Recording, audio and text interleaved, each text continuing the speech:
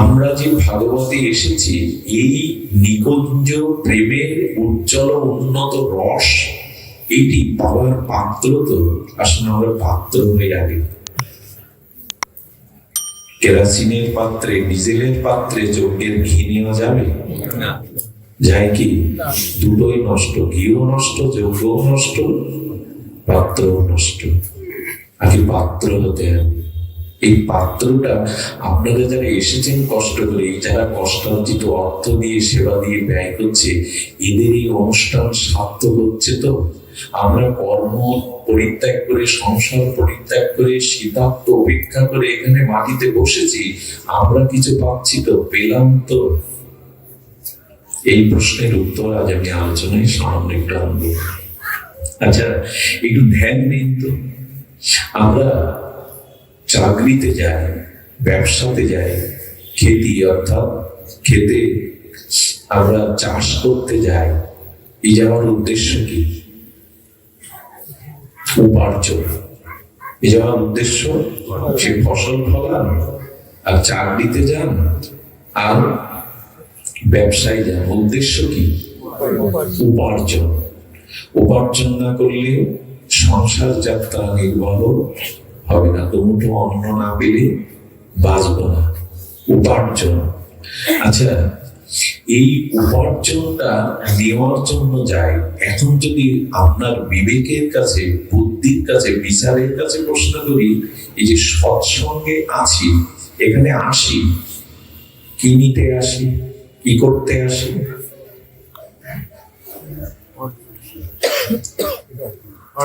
এখানে আমরা যেটা আসি ওটা উপার্জন, আর এটা অর্জন।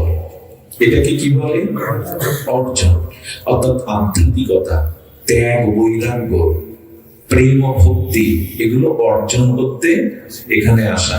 এখন যিনি চাকরি করেন, খেতি করেন, কৃষিকাজ করেন, ব্যবসা করেন, তিনি উপার্জন করে কি করেন? বাড়িতে এসে স্ত্রীর হাতে, উপযুক্ত স্ত্রীর হাতে তুলে দেন যে সংসারে যা যা ব্যয় তুমি তো করো, এটা রাখো। সন্তান বিয়ে কন্যাকে ডেকে বলে স্কুলের মাইনে, প্রাইভেট মাস্টারের টিউশনের মাইনে, তোদের যা প্রয়োজন এটা নেই। আর সে কি করে? পিতামাতার সেবার জন্য বস্তুগুলো ওগুলো জমিয়ে রাখে না, বন্টন করে। বাড়ি এসে পরিবার পরিচালনার জন্য বন্টন করে কিনা? কথা বলতে হবে একটু সহজ হয়, ঘুম আসবে শীতে। বন্টন করে কিনা? যদি না করে, আমি দেবো না কাউকে, সংসার চলবে? উচ্ছন্ন যাবে কিনা? ছেলে মেয়ে মানুষ হবে, সংসার গোল্লাই যাবে। আর যদি না দেয়, দুটো কারণ, এক গোল্লাই যাবে সংসার, পরিচালনা হবে না সংসার। আর যদি না দেয়, জানতে হবে আসলে আই করে, ওর কাছে টাকা পয়সা নেই।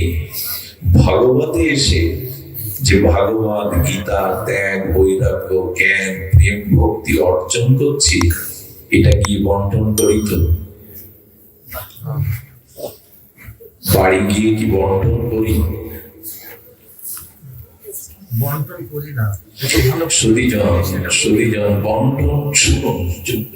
তারপরে পড়ি। যদি দুইজন কথা বলি সেটা আলোচনা না, প্রশ্ন থাকলে পরে শুনছি। তো বন্টন যদি না করি তাহলে কি হবে জানেন?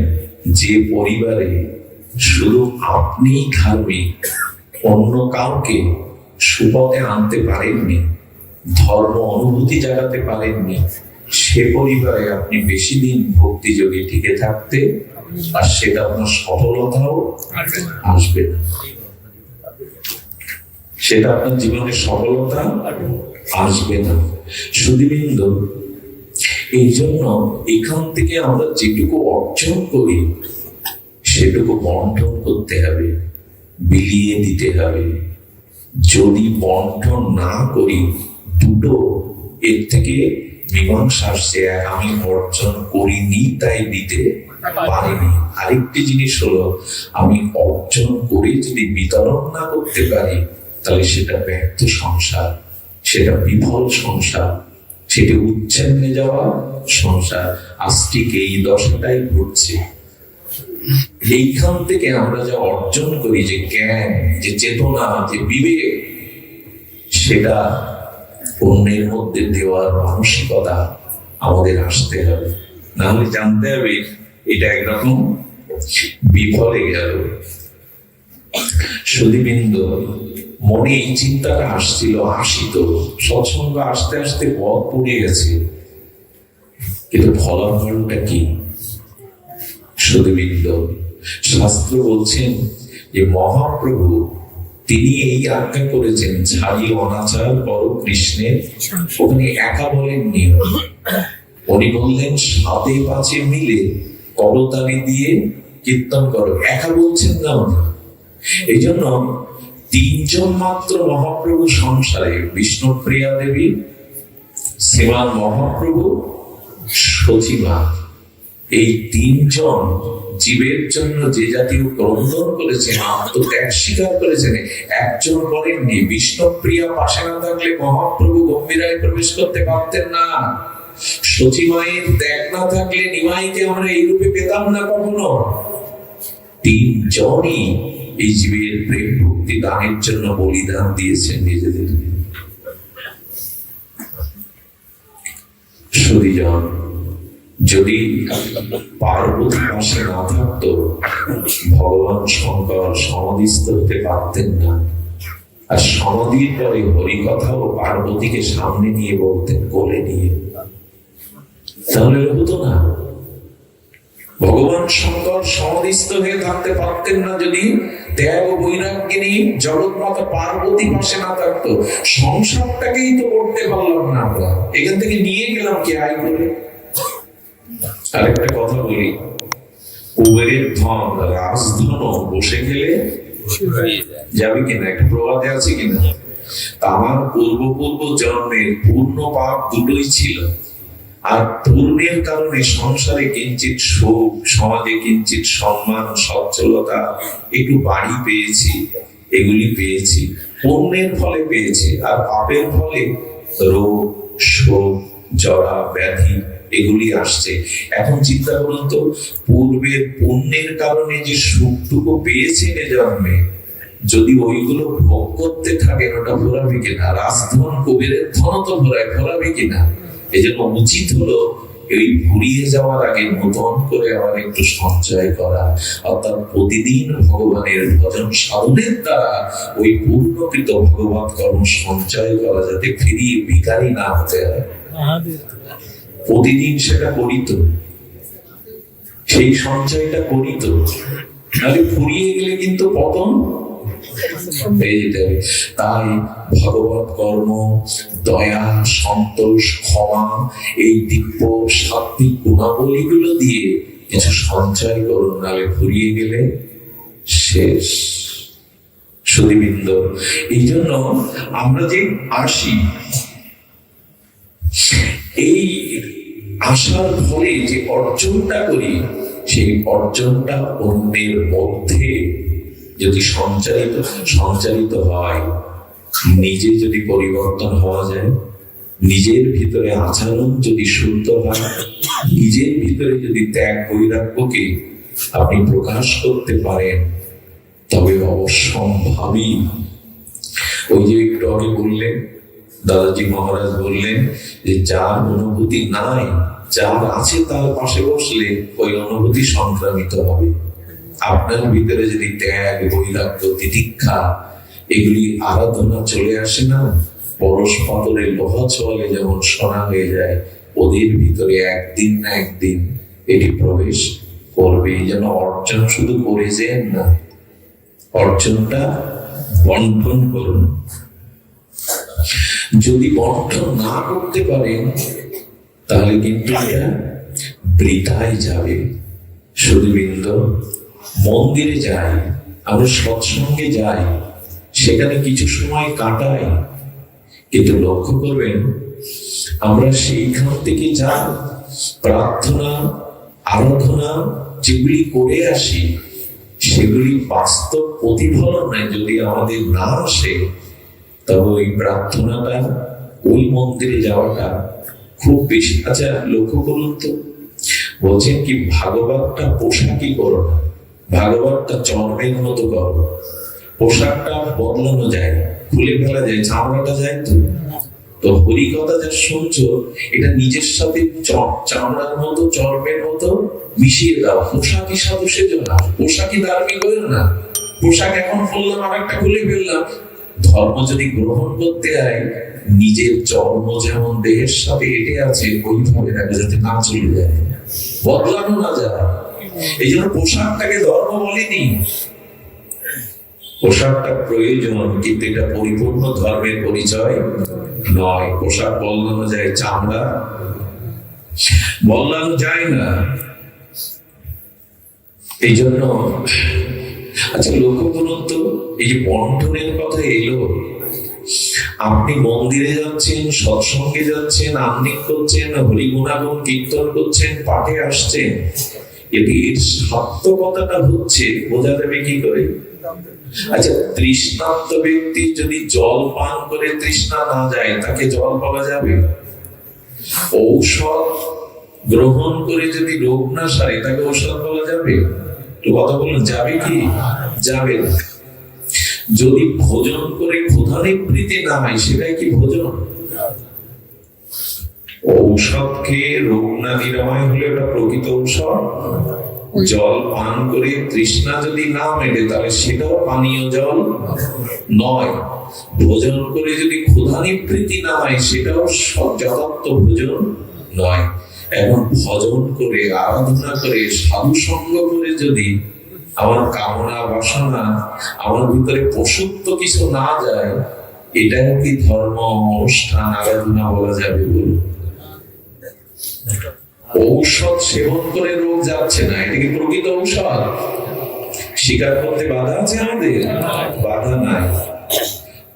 জল পান করে তৃষ্ণা নেবেনি, মেটেনি, এটা আদৌ জল নয়, কারণ জলের ধর্ম তৃষ্ণাকে নিবারণ করা। এতকাল ধরে দীক্ষা, শিক্ষা, হরিনাম, তিলক, মালা, ভগবতে আসা, আমার স্বভাব যদি পরিবর্তন না হয়, আমার কাম ক্রোধের গায়ে যদি হাত না লাগে, এগুলি কি ধর্ম করলাম? এগুলি কি আরাধনা করলাম? আচ্ছা, মানুষ 3 বেলা বা কেউ 2 বেলা আহার করে, ধরুন আহার করতে 2 ঘন্টা লাগুক, 3 বেলা মিলে 3 বেলা 2 ঘন্টা 1.5 ঘন্টা আহার করলে আর 22 ঘন্টা আপনি কাটান কিনা? ওই আহারে আর 22 ঘন্টা আমাদের কাটে কিনা? কাটে তো। কিন্তু লক্ষ্য করুন তো, সপ্তাহে 1 দিন ভাগবত শুনে, সপ্তাহে 3 দিন ভাগবত শুনে, প্রেম ভক্তি 24 ঘন্টা থাকে তো। এই জন্য 2 ঘন্টা 3 বেলা আহার করলে আর 22 ঘন্টা কাটানো যায়। কিন্তু বিশ্বাস, ভজন, ভক্তি, এটা 24 ঘন্টায় প্রয়োজন হয়। এটা শুধু আসরে সীমাবদ্ধ নয়,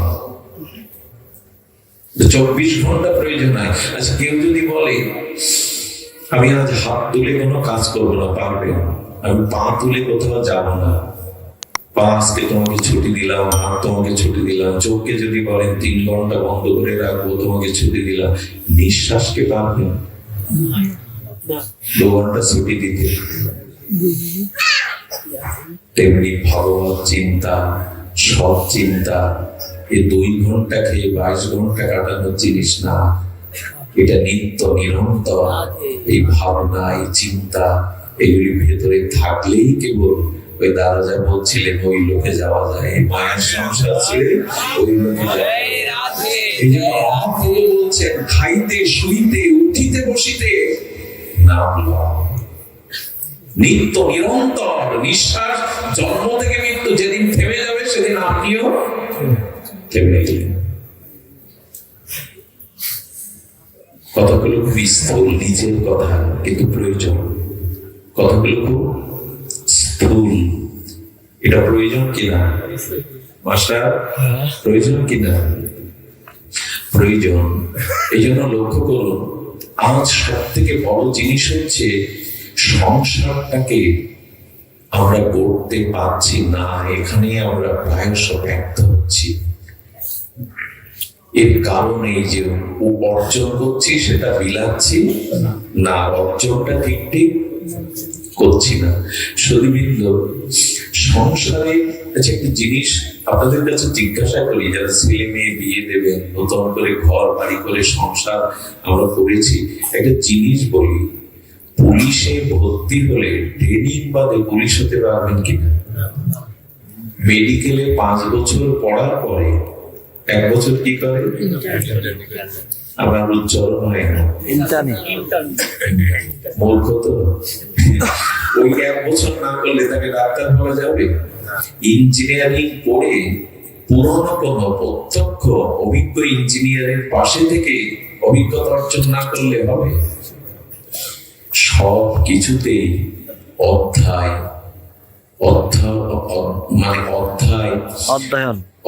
এবং অধ্যবসায়, অনুশীলন, পরিচর্যা, প্রত্যক্ষ সেবা, এগুলি না করলে কেউ হয় না।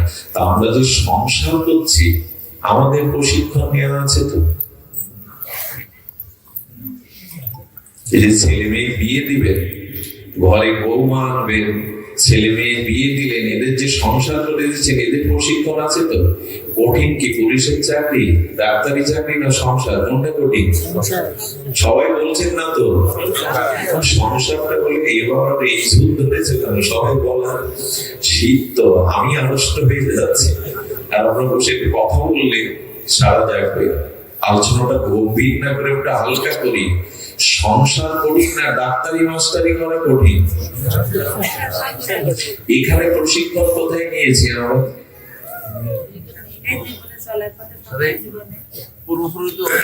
প্রশিক্ষণে বিয়ে করো, বউ আনো, বেশ আনার সময় কেমন করে জানেন? হাতে আড়ি ধরিয়ে দেয়, মাথায় কি দেয়? আড়ি ধরিয়ে দেয়, আলতারা পায়ে ছড়িয়ে দেয়, লক্ষ্মী আসছে ঘরে। 2 মাস পরে বোঝা যায় লক্ষ্মী আসছে ঘরে। এই যে ঋষিরা বিধান দিয়েছিল, প্রশিক্ষণ না নিয়ে যদি কেউ ডাক্তারি করতে যায়, বাজারে মেডিকেলের বই পড়ে খবরদার মেরে ফেলবে কিনা? তা আপনি যে সংসার করবেন, আস্তে সংসার করবেন, সংসার যে করবেন, এর প্রশিক্ষণ নিয়েছেন ছেলে মেয়েকে? আমরা নিয়েছি।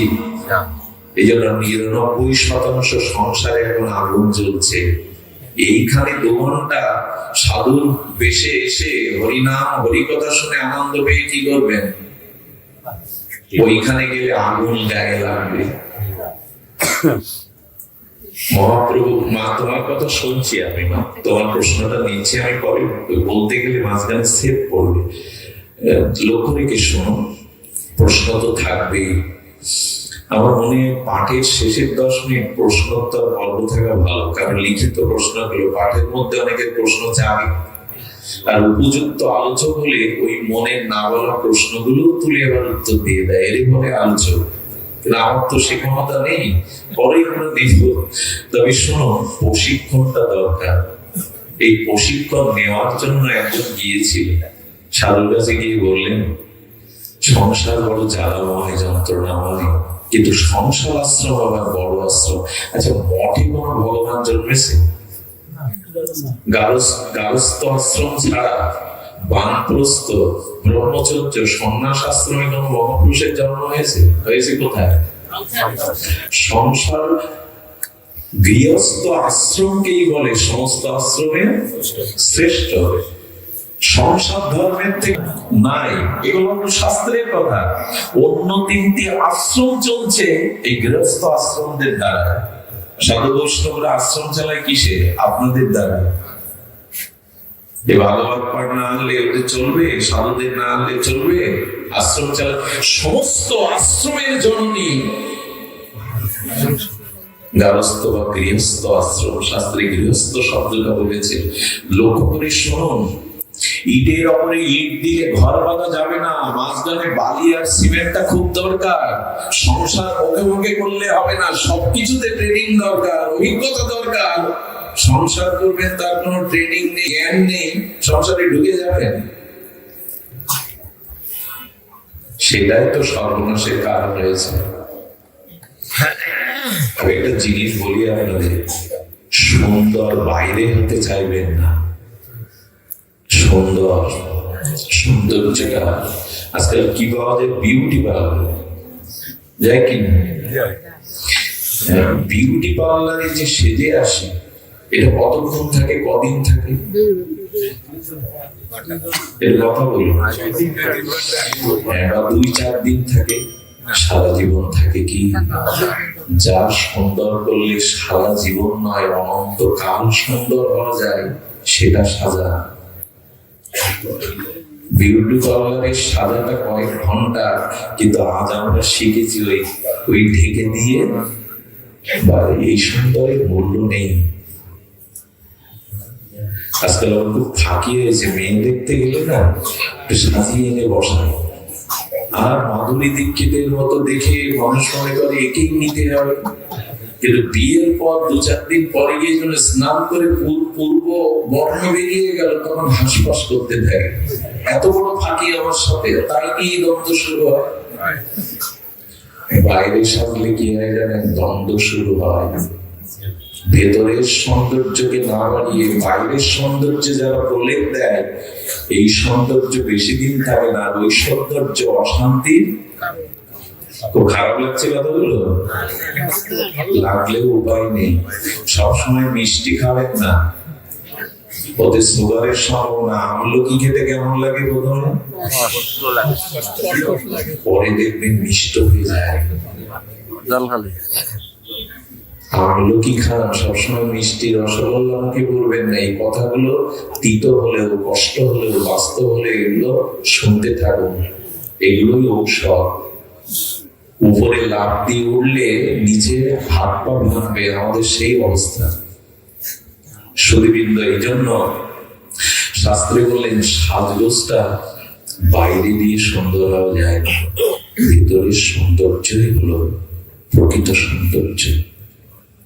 বৃন্দাবনের বাবাদের দেখবেন, আচার্যদের দেখবেন, তাদের কাছে আমরা দেখেছেন প্রায় 80 বছর উত্তীর্ণ হলে অনেক আমাদের বর্ষণার বিনোদ বাবা চোখ ফেরাতে পারবেন না। 80 বছরের সংসারী বৃদ্ধদের দেখুন, লালাচ হচ্ছে, গায়ে দুর্গন্ধ, তার দিকে তাকাতে পারবেন না। বিনোদ বাবার দিকে তাকান, আলাদা জ্যোতি প্রকাশ হচ্ছে। আকর্ষণ, ওনার গায়ের অঙ্গবন্ধটাও নিলে দেখবেন একটা তীব্র গন্ধ, যে গন্ধ বাইরে পারফিউম বানানো পাবেন না। ভজনের গন্ধ, রাধারানীর চরণ চিন্তা করার গন্ধ। সৌন্দর্য বাইরে দেখাতে গিয়ে আজকে সব ফাঁকিতে পড়ে যাচ্ছে। সৌন্দর্য ভিতরে একটু কবি বুঝবো বলতে পারেন। এই জন্য সাধুদের সামনে খুব বেশি আড়ম্বর করে যাবেন না। ওদের চোখ আপনার 7 জন্ম পড়ে দিতে পারে। ওদের কাছে যথাযথ রূপ নিয়ে যেতে হয়, দৈন্য নিয়ে যেতে হয়। সুধীবৃন্দ, আমি শীতের রাতে কথা দিয়েছিলাম, বেশি বড় সংসারের ট্রেনিংটা কি, সংসারের প্রশিক্ষণটা কি, শুনো। যদি একটু মন দিয়ে শুনতে পারেন, কথাটি কাজে আসতে পারে। সুধীবৃন্দ, লক্ষ্য করুন, এক যুবক সাধুর কাছে গিয়েছে। সাধুকে বললেন বিবাহ করতে চাইনি, পিতামাতার আদেশ, বলুন সংসার সার্থক কি করে হয়, গৃহস্থ আশ্রমের সফলতা কি করে আসে। বলেন আমি তো সংসারী না, সন্ন্যাসী, আমি তোমাকে জ্ঞান দিতে পারবো, কিন্তু কাজে আসবে না। প্রত্যক্ষ প্র্যাকটিক্যাল প্রশিক্ষণ নিয়ে এসো। উনি পাঠিয়ে দিলেন এক গৃহী সাধুর কাছে। দিনের বেলা 12টা, সাধুকে গিয়ে প্রণাম করে বলছেন, আপনার কাছে পাঠিয়েছেন ও মহাজন আচার্য সন্ন্যাসী, আমি বিবাহ করে সংসারী হতে চাই, আমাকে আপনি কৃপা করে সংসারের জ্ঞান দান করুন। উনি বলেন বসো। 1 ঘন্টা বসিয়ে রাখলেন, কোনো কথা বলছে না, নিজের কাজ করে যাচ্ছে। ওর বিরক্তি এসে গেল, ক্ষুধাও লেগেছে। হঠাৎ বলছেন, আপনি কিছু বলছেন না, চুপচাপ বসিয়ে রেখেছেন। তখন কথা বলছেন, ওগো ঘর থেকে শুনছো, তুমি তাড়াতাড়ি রান্না করে একটু সেবার ব্যবস্থা করো তো। উনি দ্রুত রান্না করে দিয়েছেন, সাধু ভগবানের নাম করে মুখে পড়েছেন, হাসি বা আনন্দে খাচ্ছেন। আর এই যে যিনি প্রশিক্ষণ নিতে এসছেন, জ্ঞান নিতে এসছেন, সে মুখে দিয়ে থুতু করে ফেলে দিয়েছে, লবণ দেয়নি সবজি থেকে। তো বলছে এটা খাওয়া যায়। উনি দেখছেন যে হাসি মুখে উনি খেয়ে যাচ্ছেন, হাসি মুখে উনি খেয়ে যাচ্ছেন। এরপরে বললেন এই আসলেই পাগল, হ্যাঁ লবণহীন তরকারিতে কিচ্ছু বলছে না। এবার বললেন আমি চললাম বাবা, আপনার চলবে। বলে কি জানতে এসেছিলে, জানবে না? মনে মনে বললেন, তারা বুঝতে পারছে কি শিখবো এখান থেকে। হঠাৎ বলছে কি শোনো, বেলা 1টা বাজে, দিবার ভাগে মধ্যাহ্ন গগনে সূর্যের কিরণ, বলছে হেরিকেনটা আলিয়ে জানো তো, একটু শাস্ত্র দেখবো। স্ত্রীর সঙ্গে সঙ্গে হেরিকেনটা ধুয়ে মুছে জ্বালিয়ে সামনে রেখে চলে বলে আর এখানে দাঁড়ানো ঠিক না। দিনের বেলায় চক্ষু মানলো যে হেরিকেন জ্বালতে বলে, আর যে গিন্নি আলো জ্বালিয়ে সামনে এসে রেখে দেয়, এই পাগলাদের কাছে থেকে চলবে। বলে বাবা শোন শোন, তোমাকে আমি উপদেশ না দিয়ে প্র্যাকটিক্যাল শেখাতে চেয়েছিলাম সংসার কিভাবে করতে হয়। কিভাবে জানেন? সংসারে থেকে যদি শান্তি পেতে চাও, তাহলে এক কাজ করে এই দৃশ্য দুটো প্রশিক্ষণ নিয়ে চলে যাও। আমি আমার স্ত্রীকে দ্রুত রান্না করতে বলেছি, ওই রান্নাটা দ্রুত করতে গিয়ে সে লবণ ভুল করে দেয়নি, কিন্তু আমার আদেশ পালন করে অনুরাগে রান্নাটা করেছে। এই জন্য সংসার করতে গেলে আমি বুঝেছি সারাদিন পরিশ্রমের মধ্যে আগুনে পুড়ে দ্রুত রান্না করতে গিয়ে লবণ দেয়নি, এটা আমাকে প্রসন্ন হাসি মুখে নিতে হবে। এতে কি হয় জানেন? পরে উনি যখন সেবা নিতে বসবেন, তখন ওনার অনুশোচনা লাগবে, একবারও কিছু বললো না, এত ত্যাগ, এত ধৈর্য। ওই দিন থেকে সে 10 বার রান্না করতে গিয়ে ওর কথা ভাববে, রান্নাটা কি করে সুন্দর করা যায়। আমরা কি করি? 14 গোষ্ঠী উদ্ধার করে দেয়। সংসার কাকে করতে হয় দেখুন। আর স্ত্রী এসে বললেন, উনি আমাকে দিনের বেলায় হেরিকেন জ্বালতে বলেছেন, আমি বিনা বাক্যে ওনার আদেশ পালন করে ওনার সঙ্গে দিয়ে গেছি। যেদিন স্ত্রীর এই ভুলগুলোকে ক্ষমা সুন্দর দৃষ্টিতে দেখে মেনে নিতে শিখবে, আর স্ত্রী বলছেন যেদিন স্বামীর আদেশ দিনের বেলায় অজান্তে বললে বিনা বাক্যে স্বামীর আদেশ পালন করবে, সেই হলো সংসার। এটা শিখে নিয়ে যায়, এটা নিয়ে যায়। এই প্রশিক্ষণ গুলো আজকে ছেলে মেয়েকে আমরা দিতে পারছি না, তাদের গুরুকরণ করিনি, তাদের সাধুগুরু বৈষ্ণবের কাছে এই শিক্ষা তাদের আমরা নিয়ে যাইনি।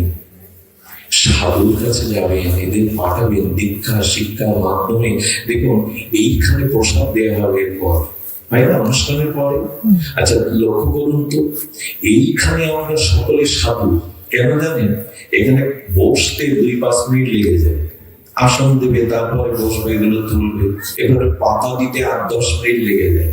এবারে কেউ জল আনতে চেয়েছে, জল আনে, এরপরে একজন আসতে আসতে 1 ঘন্টা বসে বসে এখানে সেবা অধৈর্য হয়ে আনন্দ তোলেন। এদের অনেকেই তোলে না, বেশিরভাগ লোক তো তোলে না, কারণ অনুষ্ঠানে এসছে এখানে আমার ইচ্ছা মতো,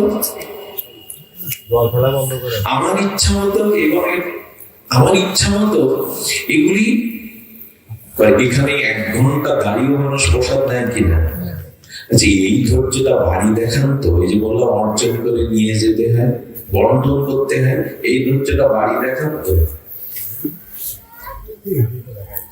এখানেই শুধু আমাদের অনুষ্ঠান, এখানেই শুধু ধর্ম, এর বাইরে। রামকৃষ্ণদেব বললেন সন্ধে এইখানে বসে হরিবল বলা যায়, এইখানে সাধুর মতো বসে হরিকথা শোনা যায়। তোতা পাখিরে রাধা কৃষ্ণ বলি শেখান, টিয়া পাখিরে রাধা কৃষ্ণ রাধা কৃষ্ণ, কর্ণমোহ জুড়িয়ে দেবে। পাখি রাধা কৃষ্ণ বলছে, ওকে খাসা থেকে বের করে বিড়ালের সামনে দিবে, তখন বলুন এবার রাধা কৃষ্ণ বল। আমাদের অবস্থা এখানেই নিতাই গৌর, এখানেই রাধা মাধব, ওখানে গিয়ে ট্যাটা শব্দ বেরিয়ে যায়। আপনি সাধু, মন্দিরে সাধু নন। 3 ঘন্টা মন্দিরে থাকুন, 2 ঘন্টা ভাগবতে থাকুন, এটা আপনার পরিচয় নয়। সাধুত্বের পরিচয় আপনার ব্যবহারে, সংসারে। ওইখানে কতটুকু ধৈর্য, সংযম আপনার মধ্যে আছে। এই জন্য যারা ভালো মা হতে চান, এদের জন্য বলা হয়েছে ভালো মা হতে গেলে অন্তত 15 বছর আগে মা হতে হয়। মা হওয়ার 15 বছর আগে। এই কথাগুলো আমি এখন বলি না। আগে তো এই রেকর্ড করার ব্যবস্থা ছিল না, যন্ত্র 20টা বছর চিৎকার করেছে এইসব নিয়ে, তখন এইগুলো যন্ত্র ছিল না। কিন্তু আজ আবার সেই পুরোনো কথা মনে পড়ছে। যেদিন থেকে মেয়েরা রজস্বলা হয়, ওই দিন থেকেই তার মা হওয়ার ট্রেনিং শুরু হয়। ওইখান থেকে যদি তার সংযম, সুসন্তানের জন্য সাধনা থাকে, তখনই ওই 15 বছর দরকার নেই। এটা এখন কেউ করবেও না, এটা বলা বন্ধ হয়ে যাবে। কিন্তু বলি কি, সন্তান নেওয়ার আগে অন্তত 1 বছর 2 বছর অনুশীলন করুন কি করে সুসন্তানের মা হওয়া যায়। আর তাও যদি না পারেন, তবে গর্ভে সন্তান নেওয়ার সময় থেকে আপনার অনুশীলনটা যেন শুরু হয়, তাহলে সুসন্তান হবে। কিছু মনে করবেন না। আমেরিকার এক ডাক্তারের কাছে গিয়ে দেখলেন স্বামী স্ত্রী তারা হলিউডের নায়ক নায়িকার মতো, কিন্তু ছেলেটার মুখ হয় ঘোড়ার মতো, বিভৎস। স্বামী স্ত্রীকে বললেন, কিছু মনে করবেন না, যে ঘরে জন্ম হয় সেই ঘরে কি কি ছবি আছে? বলেন, আমার স্বামী ঘোড়া খুব ভালোবাসে, পুরো ঘরটায় ঘোড়ার ছবি, ঘোড়ার প্রতি ওনার খুব প্রীতি। ওই জন্মদানের সময় ওই ভাবনাটা, ওই ছবিটা তার মানুষ পরে এসে যায়। এক বাচ্চা মা অদিষ্ট কারো চোখ তুলে নেয়, কারো মাংস তুলে নেয়। ডাক্তারের মনোবিজ্ঞানীদের এখন দেখানো উচিত সবারই। মনোবিজ্ঞানীরা বলছেন, ও গর্ভে থাকতে আপনি কি করতে? অস্বীকার করবেন না। সর্বক্ষণ টিভি দেখতো, হিন্দি ফিল্ম দেখতো, এই যে মারামারির দৃশ্য দেখতো, কাটাকাটি, ওর মধ্যে ওটা চলে গেছে। আমরা কি ভুলে গেছি 5 মাস গর্ভবতী সীতাকে রামচন্দ্র তপবনে বাল্মীকির আশ্রমে পাঠিয়ে দিলেন। সীতা জগৎ জননী, তাকে বনবাসে পাঠাতে হবে গর্ভবতীকে। অনেকে ভুল বোঝে প্রভু রামকে।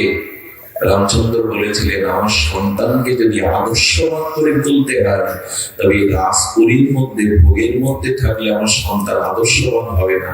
তাই তপবনে বাল্মীকির আশ্রমে দেখে এসেছিলেন ভজন কীর্তন আরাধনার থেকে, যাতে তার সন্তান উপযুক্ত হয়। এখন চিৎকার করে লাভ কি? এখন মাথা ঘুটে লাভ কি? আমার কথা শোনে না।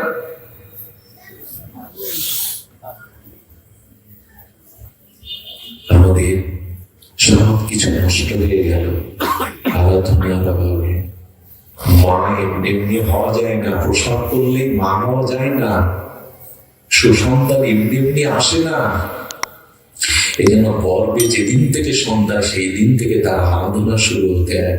গীতা পাঠ, নাম জপ, হরিকথা শ্রবণ কীর্তন, বিয়ে বাড়িতে না যাওয়া, প্রসাদনী না মাখা। কে শোনে কার কথা? কে শোনে কার কথা? এই জন্য এইখান থেকে যা নিয়ে যান, দয়া করে যারা অর্থ ব্যয় করছে, এই অর্থ যেন নষ্ট না হয়, এই অর্থ যেন ধ্বংস না করি আমরা। এখানে ভালো মন্দ খেয়ে এই লাইট প্যান্ডেল করে এদের কি করে গেলাম আমরা? জগতে আজ একজন বিবেকানন্দের দরকার, একজন স্বামী পরমানন্দের দরকার, একজন ঠাকুর অনুকূলচন্দ্রের দরকার। তাই বলি কি, যেটুকু অর্জন করছে ওগুলো বন্টন করুন, পরিচর্যা করুন। শ্রী শ্রী ঠাকুর অনুকূলচন্দ্রের একটা বাণী আছে। উনি বলেছিলেন যে, ধর্মকর্ম যতই করো ফুল তুলসী গঙ্গা জলে, অনুশীলনের ঔষধ ছাড়া ফল হবে না কোনো কাল। সুখ চাও তুমি, ভোগ চাও তুমি, সুস্থ কিছু করবে না। আবার বলি, সুখ চাও তুমি, ভোগ চাও তুমি, সুস্থ কিছু করবে না। ও চাওয়া তো বাতুল চাওয়া, দুর্ভোগ ছাড়া জুটবে না। সতীজন সতর্ক হন, সব শেষ হয়ে গেল, সব ধ্বংস হয়ে গেল। ভালো লাগে। খোকনদা তার পুত্রকে নিয়ে, স্ত্রীকে নিয়ে, হৃদয়দার মতো মানুষ, আমাদের কান্না বলবো, কেউ কষ্ট পাবে, ভাইকে নিয়ে, স্ত্রীকে নিয়ে সবাই আসে। এটাই সৎসঙ্গে একা করতে না। আমি একটা অনুরোধ করি, যাদের একটু সামর্থ্য আছে, মাসে একদিন অন্তত, পক্ষকালে 15 দিনে একদিন বাড়িতে একটু পাঠ দিন। পাঠকরা 40,000 দাবি করে না। নামের দল আনতে গেলে কত হাজার টাকা লাগে, একটা পদাবলী কীর্তন দিতে গেলে ক হাজার টাকা লাগে, একটা পাঠকের গাড়ি ভাড়া। আর এই জায়গাটায় মানুষের সমস্যা, পাঠকের গাড়ি ভাড়াটাও দিতে কার্পণ্য করে মানুষ। একটা পদাবলী কীর্তনকে 30,000 টাকা দিয়ে আনলে, একটা নামের দল 70,000 টাকা দিয়ে আনলে, একজন পাঠককে গাড়ি ভাড়া দিতে এত নেবে? ভাগবত ছাড়া, ধর্মীয় অনুশীলন ছাড়া কোন মানুষ স্বভাব পরিবর্তন করেছে দেখান আমাকে। যতদিন ভাগবত না শুনবেন, হরি কথায় রুচি না হবে, সত্য সাধু সঙ্গ না করবেন, ততদিন মানুষের স্বভাবের পরিবর্তন হবে না। ভগবতই পারে।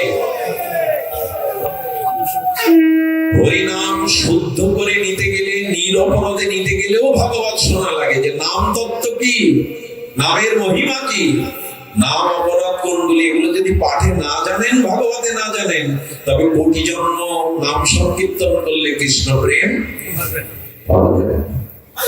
কোটি জন্ম করো যদি নাম সংকীর্তন, তমনা মিলিবে ব্রজেন্দ্র নন্দন। এই জন্য এই প্রশিক্ষণ গুলো শুরু করুন। আমি সব শেষে একটা দৃষ্টান্ত দিয়ে বিশ্রাম করবো। কষ্ট পাচ্ছে না আপনারা, বুঝতে পারছি, তবু সমাপ্ত করতেই হবে। জীবনে সংকট সমাধানে হাত জোড় করে নিবেদন করি। ভগবান অর্জুনকে পর্যন্ত সামনে গিয়ে কি বলছেন? তদ্বিদ্ধি প্রণিপাতেন পরিপ্রশ্নেন সেবয়া উপদেশান্তিত জ্ঞানীনা জ্ঞানীন তত্ত্ব দর্শিনা। যা অর্জুন তত্ত্বদর্শী গুরুর কাছে, আচার্যের কাছে যাও, গিয়ে তাদের প্রণাম করো, তাদের সেবা করো, আর তাদের কাছে পরিপূরণ করো। আজকের এই খ্রিস্টীয় নববর্ষ যদিও আমাদের সংস্কৃতি না, তবু কামনা করছি নতুন বছর যাতে ভালো যায়, নতুন করে জীবন গড়তে পারি। নতুন করে জীবন কিসে করা যায়? গুরু কৃপা না হলে, মহৎ কৃপা না হলে জীবন গড়া যায় না। অনেক বিদ্যা জানলে, অনেক অর্থ রোজগার করলে জীবন সফল হয় না। যাদের আছে ওগুলো তাদের হয়নি। একমাত্র গুরু কৃপা, সাধু কৃপা, মহৎ কৃপা ছাড়া জীবন কখনো গঠন হতে পারে না। অর্থের দ্বারা, বাড়ি গাড়ি থাকলে, সবাই সম্পত্তি থাকলেই জীবন গঠন হয়, এটা ঠিক নয়। জীবনের আধ্যাত্মিক অনুশীলন পেতে গেলে গুরু কৃপায়। দেখুন, আশ্চর্য হতে হয়, দৈত্যদেরও গুরু ছিল। কাদের? দৈত্য গুরুর নাম শুক্রাচার্য। দেবতাদেরও গুরু ছিল বৃহস্পতি। মানুষের তো গুরু থাকতে হবে। দৈত্যের যদি গুরু থাকে,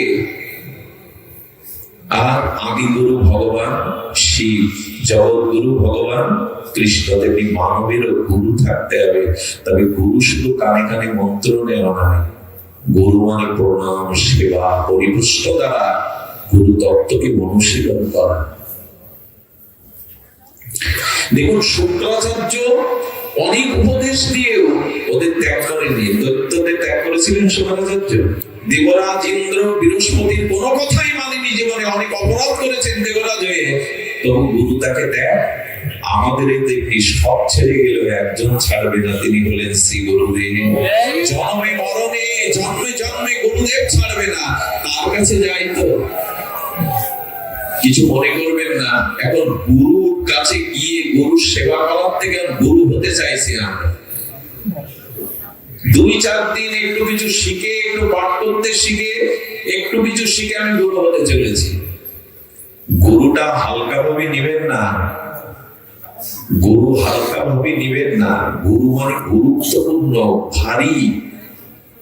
সতীবৃন্দ, রামকৃষ্ণ ঠাকুরের কাছে একজন গিয়ে বলছে, ঠাকুর আমি শিষ্য হতে চাই, কি করতে হবে?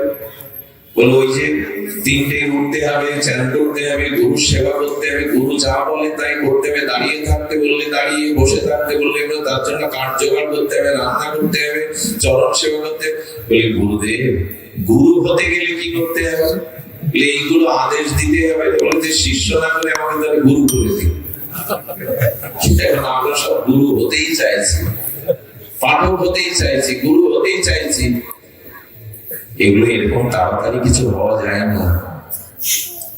গুরু সহজে হওয়া যায় না। আদেশ নেই, অনুশীলন নেই, বসে পড়লাম ব্যাসাসন। এই জন্য গুরু তো গুরু গুরু হয়ে যাচ্ছে, গুঁড়ো গুঁড়ো হয়ে যাচ্ছে। আধ্যাত্মিকতার কিছু নেই, গুরুদেব অঙ্কুশ। এই জন্য দয়া করে সদ্গুরু মহাদেব কৃপায় যান। একটা ছোট্ট হালকা দৃষ্টান্ত কিন্তু অনেক গভীর। একদিন তার জামাতাকে তার ব্যবসার জন্য সহযোগিতার জন্য 3 লাখ টাকা তাকে নগদ দিয়েছিলেন, যেটা তুমি সুবিধা মতো ফিরিয়ে দিও। উনি বলেছেন আমাকে সহযোগিতা করুন, আমি ব্যবসায় দাঁড়াতে পারলে ফিরিয়ে দেব। ওই 3 লাখ টাকা নিয়ে ফিরিয়ে দেওয়ার নাম করে ব্যবসা করে উন্নতি করলো, দাঁড়িয়ে গেল। টাকা চাই, ও দেওয়ার ক্ষমতা আছে, অনেক ধনী হয়ে গেছে, প্রতিষ্ঠিত ব্যবসায়ী, টাকা শ্বশুরে দেয়নি। এতে তার প্রতি বিরাট ভজনে প্রথমে আত্মীয় স্বজন, পাড়া প্রতিবেশী, অন্য লোকদের কাছে বলে বেড়াতে লাগলো যে আমার টাকা নিয়ে টাকা দেয়। এই নিয়ে অশান্তি, মুখ দেখা দেখি নিয়ে মেয়ের বাড়ি যাওয়া নিয়ে ওরাও আসে না। মন দিয়ে শোনো, গাঢ় রহস্য আছে এর মধ্যে।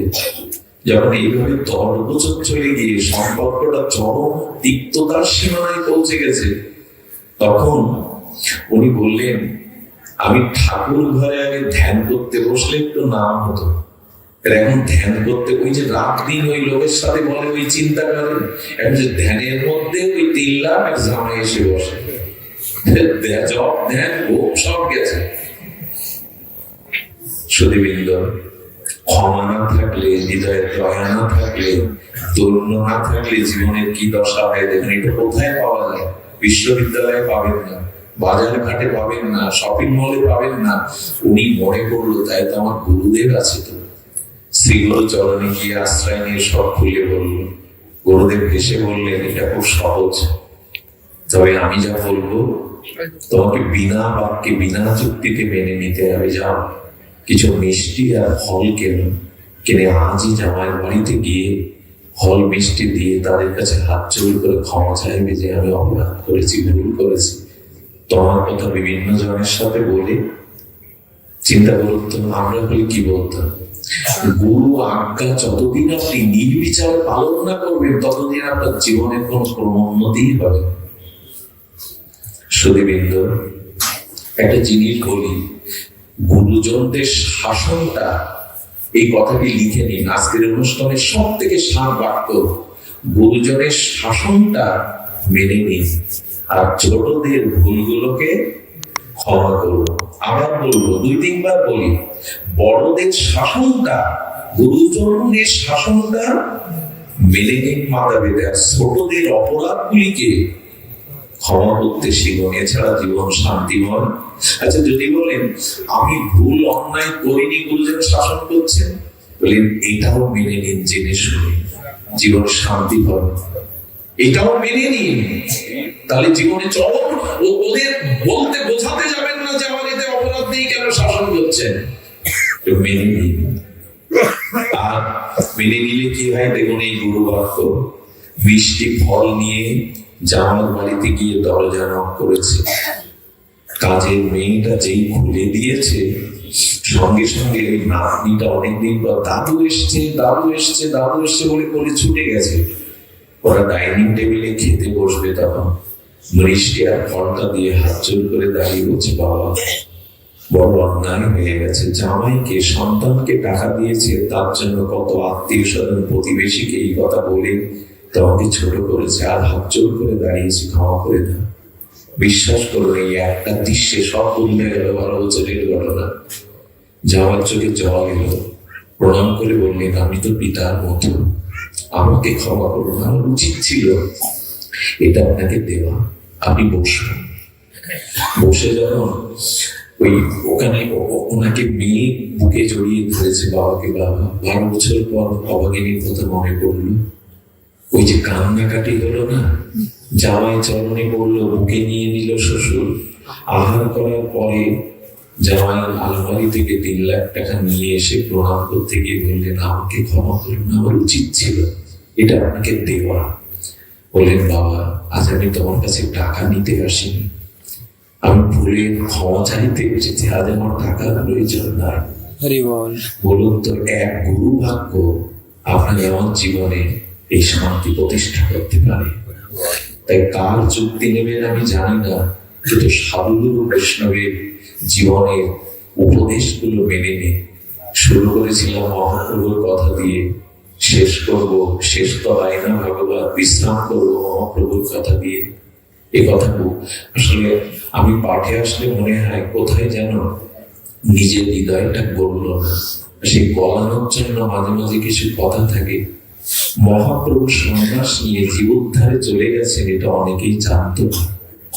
অনেক বৈষ্ণবরা, অনেক ভক্তরা গঙ্গায় স্নান করে সচিমার বাড়িতে এসছে। মহাপ্রভু আছেন, আমাদের নিমাই পণ্ডিত ঘরে আছে। আচ্ছা, এই মুহূর্তে বিষ্ণুপ্রিয়া সচিমার কি অবস্থা হয় বলুন তো?